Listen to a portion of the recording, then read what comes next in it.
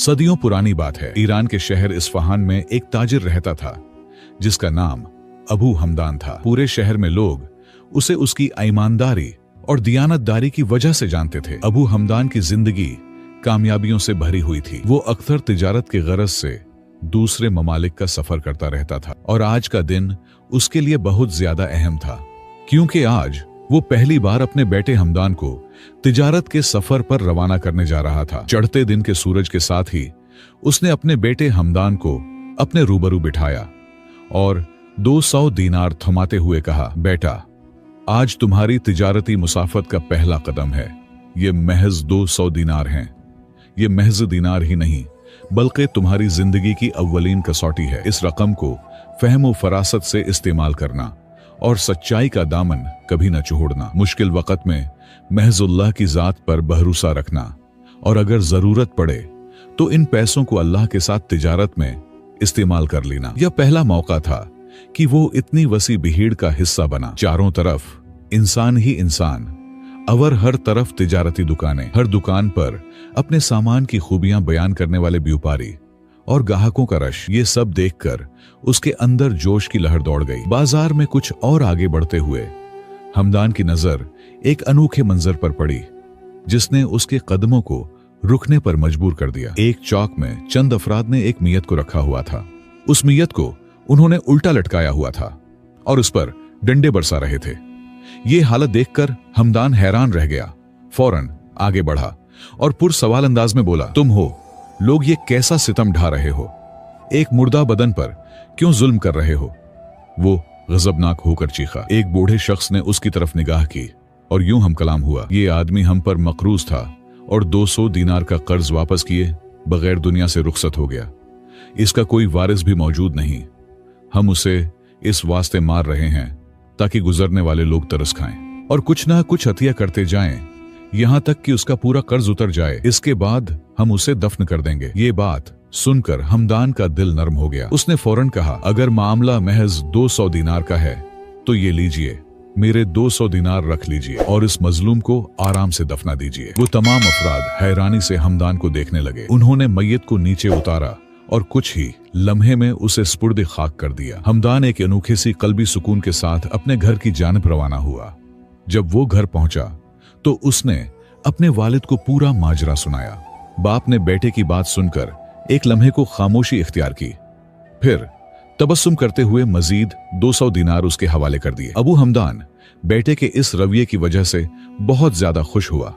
वो जान गया था कि उसका बेटा इसी तरीके को अपनाए रखेगा तो यकीनन एक दिन बहुत बड़ा ताजिर बन जाएगा, क्योंकि वो भी जानता था कि अल्लाह के रास्ते में देने से कभी भी माल में कमी नहीं आती, बल्कि कई गुना बढ़कर मिलता है। इस बार हमदान ने बाप से लिए हुए दीनारों से बाजार में जाकर कुछ माल खरीदा और एक काफले हो गई कि हमरा सफर पर चल निकला। जब वो काफले के साथ शहर की हुदूद से बाहर निकला तो दिल में ये ख्याल आया कि अगर रास्ते में कोई आजमाइश आई तो क्या ये काफले वाले मेरी मदद करेंगे या मुझे तन्हा छोड़ जाएंगे। इस ख्याल पर वो काफले के एक हमसफर के पास गया और पूछा, भाईजान, क्या तुम मुझे एक मुटका दे सकते हो ताकि मैं करीब के कुएं से पानी भर लाऊं?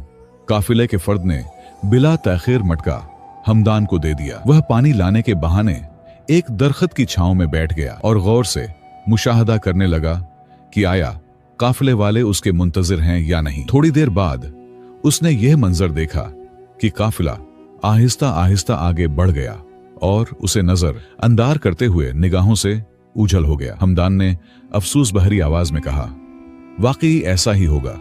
अगर मैं कभी रास्ते में रह जाऊं या किसी मुसीबत में फंस जाऊं तो ये लोग मुझे याद भी न करेंगे, न ही मेरी तलाश में वापस आएंगे। ये ख्याल उसके दिल पर एक गहरा असर छोड़ गया। मायूसी के आलम में वो दोबारा शहर को लौट आया।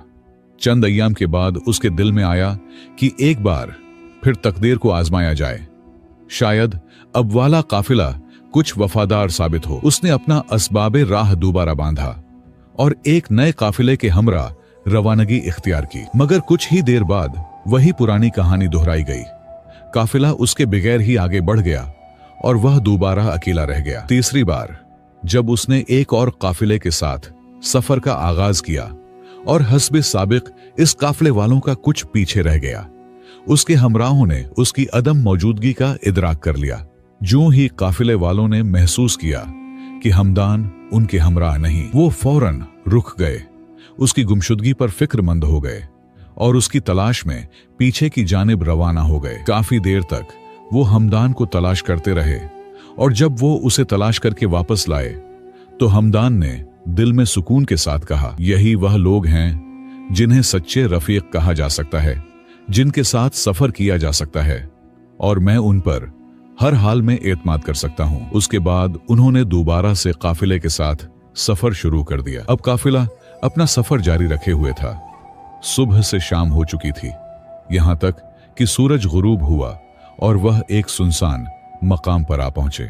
उन्होंने शब वहीं बसर करने के लिए क़याम किया और खाने पीने की तैयारी शुरू कर दी। अभी वो खाने पीने से फारिग हुए ही थे कि इसी दौरान रेगिस्तान के रेतीले मैदान से एक जवान मर्द नमूदार हुआ, जिसके चेहरे पर शुजायत के आसार नुमायां थे। वो बराह रास्त हमदान के पास आया और बावकार अंदाज में उसके पहलू में आकर बैठ गया। उस जवान ने हमदान से कहा, मैं एक मुसाफिर हूं, मुझे इस बात का पता चला है कि इस काफिले की मंजिल भी वही है जहां मैंने जाना है, क्या मैं भी इस काफिले का हिस्सा बन सकता हूं? हमदान ने इस बात में सर हिलाकर इजाजत दे दी। हमदान ने उसे अपना तारुफ करवाया तो वह बोला, अगर आप वाकई एक सौदागर के बेटे हैं तो यकीनन आपको एक मुआविन की जरूरत पड़ेगी, क्यों ना मैं आपका मुआविन बन जाऊं? हमदान ने उसकी जानिब तअज्जुब से देखा और कहा, हाँ, अगर तुम चाहो तो मेरे मुआविन बन सकते हो, लेकिन तुम्हारा काम क्या है और तुम कौन सा काम सरअंजाम दे सकते हो? काफिले के दीगर अफराद ने यह तय कर रखा था कि हर रात बारी बारी एक शख्स काफिले की निगरानी करेगा ताकि बाकी सभी मुसाफिर आराम से सो सकें। उस नौजवान ने एतमाद के साथ कहा, रात की निगरानी का काम आप लोग मुझे सौंप दो, मैं पहरे पर रहूंगा और यकीन दिलाता हूं कि काफिले को मुकम्मल तहफ्फुज के साथ मंजिल तक पहुंचा दूंगा। लेकिन मेरी एक शर्त है, मैं जो भी करूं तुम लोग मुझसे कोई सवाल नहीं करोगे और न ही मेरे काम में दखल अंदाजी करोगे। हमदान और दूसरे काफिले वालों ने एक दूसरे की तरफ ताज्जुब से देखा। आखिर एक शख्स, वो भी हर रात पूरे काफिले की निगरानी और हिफाजत कैसे करेगा? मगर उस नौजवान के यकीन दिलाने और खुदायतिमादी ने उन्हें इत्मीनान दे दिया। सबने उसकी शर्त कबूल कर ली और इस तरह वो नौजवान काफिले में शामिल हो गया। अब वो सब एक नए अज़्म के साथ सफर पर रवाना हो गए। रास्ते में हर रात जब काफिला आराम करने के लिए रुकता तो वो नौजवान चुपके से पहरा देने के लिए खड़ा हो जाता और उसकी हिफाजत में काफिला बेफिक्री से सो जाता। कई बार उसने काफिले वालों को दरिंदों से बचाया और खुद को मुश्किलात में डाला, मगर हमदान के दिल में अब भी ये सवाल गर्दिश कर रहा था कि ये नौजवान कौन है और उसने हमसे ऐसा अजीब व गरीब वादा क्यों लिया। एक रात उनका काफिला जंगल के करीब एक जगह पर रुका हुआ था। हमदान का नौजवान खादिम पहरे की जिम्मेदारी अदा कर रहा था कि अचानक उसे दूर से एक रोशनी नजर आई। ये रोशनी एक खैमे के गिर्द जलती हुई आग की थी। वो फौरन समझ गया कि यहाँ कोई खतरा है। उस नौजवान खादिम ने अपना काम चुपके से शुरू किया। उसने काफिले के दीगर अफराद को बेदार करने की बजाय खुफिया तौर पर वहां से दूर होकर और झाड़ियों की पनाह लेते हुए रोशनी की तरफ बढ़ना शुरू किया। जब वो आग के करीब पहुंचा तो उसने देखा कि वहां डाकुओं का एक ग्रोह मौजूद था। वो एक जानिब खामोशी से बैठा हुआ था और डाकू बड़ी चोरी की मंसूबा बंदी में मसरूफ थे। उसने जल्दबाजी में कुछ करने के बजाय उनकी बातों को तवज्जो से सुनने का इरादा किया। उसने मुशाहदा किया कि डाकुओं का लीडर उनसे गुफ्तगू कर रहा था कि वो अगले रोज काफिले पर धावा बोलेंगे और उसे लूट लेंगे। जब उसे यकीन हो गया कि वो है काफिले के लिए संगीन खतरा बन सकते हैं तो उसने दिल में एक तदबीर सोची। वो बेधड़क उनकी तरफ बढ़ा और उनके बिल्कुल पास जा खड़ा हुआ। एक डाकू ने ताज्जुब से सवाल किया, तुम कौन हो और इस जगह क्या कर रहे हो? जवान खादिम ने अंडर अंदाज में जवाब दिया, मैं भी एक लुटेरा हूं और चाहता हूं कि तुम लोग मुझे अपनी जमात में शामिल कर लो। उनमें से एक डाकू ने एक पल के लिए गुस्से भरी निगाह उस पर डाली, फिर अचानक जोर का कहकाह लगाकर बोले, अच्छा, अगर तुम हकीकत में चोर हो तो आओ हमारे साथ लूट मार में शामिल हो जाओ। जवान खादिम ने मौके की नजाकत को देखते हुए कहा, इस मजबूर काफिले को लूटने में कोई खास फायदा नहीं, क्यों ना हम खलीफा के खजाने पर हाथ साफ करें। मुझ में ये खासियत है कि मैं किसी भी ऊंची दीवार को बगैर किसी रुकावट के अबूर कर सकता हूं। ये बात सुनते ही सभी डाकू खुशी से झूम उठे और फौरन इस मंसूबे पर गौर करने लगे। फिर वो सब इस तदबीर को अमली जामा पहनाने पर आमादा हो गए। वो इकट्ठे शहर की जानिब रवाना हुए और रात के सन्नाटे में खलीफा के महल तक पहुंच गए। महल की दीवारें बहुत बुलंद और ताकतवर थीं, लेकिन वो नौजवान चालाकी से एक सीढ़ी की मानिंद दीवार पर चढ़ गया और एक रस्सी नीचे फेंक दी। उसके पीछे पीछे सारे डाकू ऊपर चढ़ने की तैयारी में लग गए।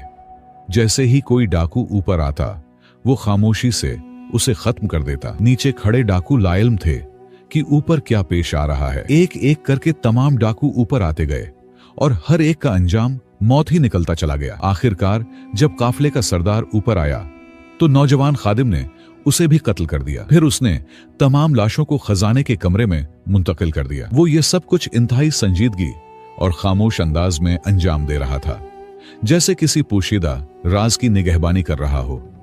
इसी लम्हे उसकी निगाह खलीफा के तख्त पर जा पड़ी, जहां एक हौलनाक सांप बैठा हुआ था। उसने फौरन अपनी शमशीर निकाली और एक ही ज़र्ब से उस अजदहे को हलाक कर दिया। खजाने की हिफाजत में ये कामयाबी हासिल करने के बाद वो दोबारा दीवार से नीचे उतरा और खलीफा के आराम करने के कमरे की तरफ बढ़ा। जब वो कमरे में दाखिल हुआ तो देखा कि खलीफा गहरी नींद के मजे ले रहा है। उसने कमरे का सारा सामान इधर उधर कर दिया और खलीफा के बाजू पर एक अलामत बना दी, ताकि बाद में ये दलील दे सके कि वो वहां तक पहुंच चुका था। फिर वो तेजी से बाहर निकल गया। जब वो अपने तमाम मकासद पूरे कर चुका तो खामोशी के आलम में काफले की जानिब वापस लौटा। उसने देखा कि काफले के अफराद अब तक नींद में थे और सारा काफला साजो सामान के साथ मौजूद था। उधर खलीफा के बेदार होने पर उसे यूं महसूस हुआ जैसे उसके हुजरे में किसी ने दाखिल होकर कुछ किया हो, क्योंकि तमाम अशिया बिखरी हुई थी। उसने फौरन अपने मुशीर खास को तलब किया और कहा, मुझे गुमान है कि रात मेरे कमरे में कोई आया था।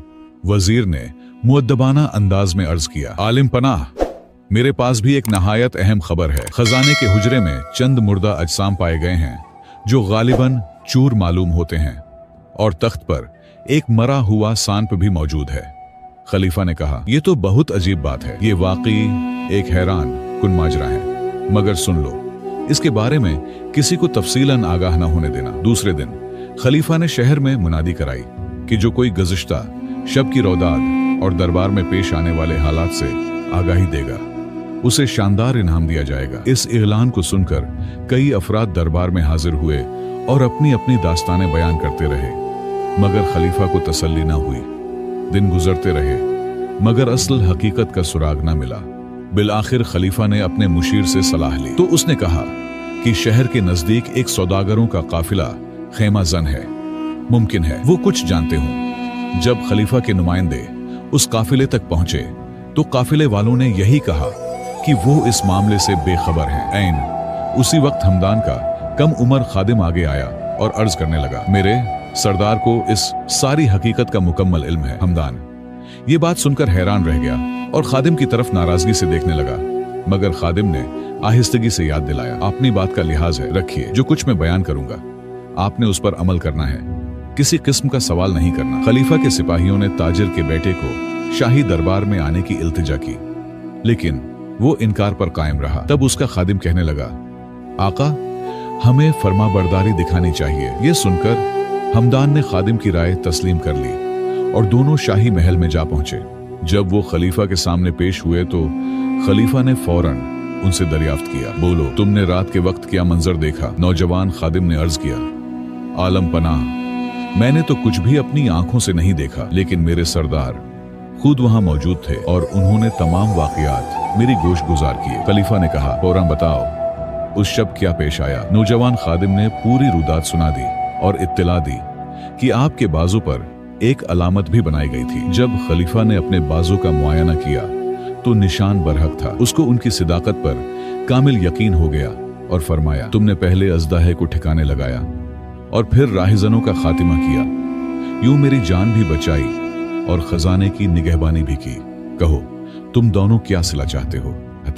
तुम लोग जो भी तलब करते हो तुम्हें दिया जाएगा। नौजवान खादिम ने अदब से जवाब दिया, आलम पनाह, मैं नहीं मेरा सरदार इनाम का मुस्तहिक है। फिर खलीफा ने हमदान को सूना और कीमती जवाहिरात से भरा हुआ संदूक इनाम में दिया। जब वो खलीफा से इनाम लेकर वापस जा रहे थे तो हमदान बहुत गमज़दा और मुताजिब था और अपने दिल में सोच रहा था कि ये सब क्या है। इस नौजवान खादिम ने हर लम्हे मेरी हिफाजत की और मुझे इस बड़ी दौलत का मालिक बना दिया। ये शख्स कौन है, कहां से आया है और इसका असल मकसद क्या है? इसके बाद हमदान ने उस खादिम से पूछा, तुमने झूठ क्यों कहा? मैं तो कुछ भी नहीं जानता था। तुम कौन हो और इतने दिनों तक मेरी मदद क्यों कर रहे हो? हमदान के खादिम ने मुस्कुराकर जवाब दिया, तुम मुझे नहीं पहचानते लेकिन मैं तुम्हें जानता हूँ। कुछ वक्त पहले तुमने एक कर्जा अदा किया था, आज मैंने तुम्हारा वो कर्ज अदा कर दिया, मगर अब मेरा वक्त खत्म हो चुका है और मुझे वापस जाना है। ये कहते हुए वो खादिम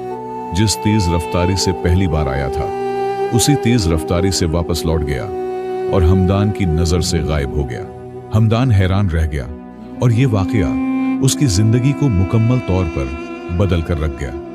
वो कभी भी ये न जान सका कि वो खादिम दरअसल कौन था। क्या वो वही है, मैयत का साया था या खुदा की भेजी हुई गैबी मदद? हकीकत जो भी थी, मगर हमदान ये समझ चुका था कि इंसान की बेगरज नेकी कभी जाया नहीं जाती और अच्छे अमाल का बदला हमेशा किसी न किसी सूरत में वापस मिलता है। हमदाना जिस तिजारत और मुनाफे की गरज सी दूसरे शहर जा रहा था, वह मुनाफा उसे रास्ते में ही मिल गया था। चनांचे उसने अपने काफिले को खैरबाद कहा और वापस अपने आबाई गांव पहुंचा। उसके वालिद ने जब हमदान की ये हालत देखी तो उससे सारा माजरा सुना। उसके वालिद बहुत ज्यादा खुश हुए क्योंकि उसका बेटा दूसरों की मदद और भलाई को अपना शियार बनाए हुए था। हमदान ने मिलने वाले सारे खजाने से अपने लिए बेहतरीन किस्म का घर तामीर करवाया, गांव में एक बेहतरीन मदरसा कायम करवाया और खजाने की कुछ रकम को मिस्किनों में बांट दिया और आज उसका पूरे शहर में मशहूर कारोबार है और लोग उसे गरीबों की मदद करने वाला के नाम से जानते हैं। प्यारे दोस्तों, इस किस्से से हमें यह सबक सीखने को मिलता है कि कभी किसी पर एहसान करके यह न समझो कि वह भूल जाएगा। हर खालिस नेकी वक्त आने पर ऐसे अंदाज में लौटती है कि इंसान खुद हैरान रह जाता है। जिंदगी की राहों में की गई बेगरज मदद एक दिन रोशनी बनकर लौटती है। जब इंसान नेकी के रास्ते पर साबित कदम रहता है तो ऐसी कुव्वतें उसकी हिफाजत करती हैं जिन्हें वो देख नहीं पाता। हर इंसान को अता की गई नामतें उसकी अक्ल, नियत और अमल के मुताबिक उसे फायदा देती हैं। जिसके पास शऊर, सच्चाई और एहसान का जज्बा हो, उसके लिए दुनिया की सबसे बड़ी दौलत खुद उसकी सोच बन जाती है, जो उसे इज्जत, कामयाबी और इत्मीनान अता करती है। हमेशा नेकी अल्लाह की रिजा के लिए किया करो और नेकी के बदले की तलब भी अल्लाह के हाथ से ही रखा करो, क्योंकि अल्लाह हमारा बदला है हमें वहां से अता करता है कि जहां से हम सोच भी नहीं सकते।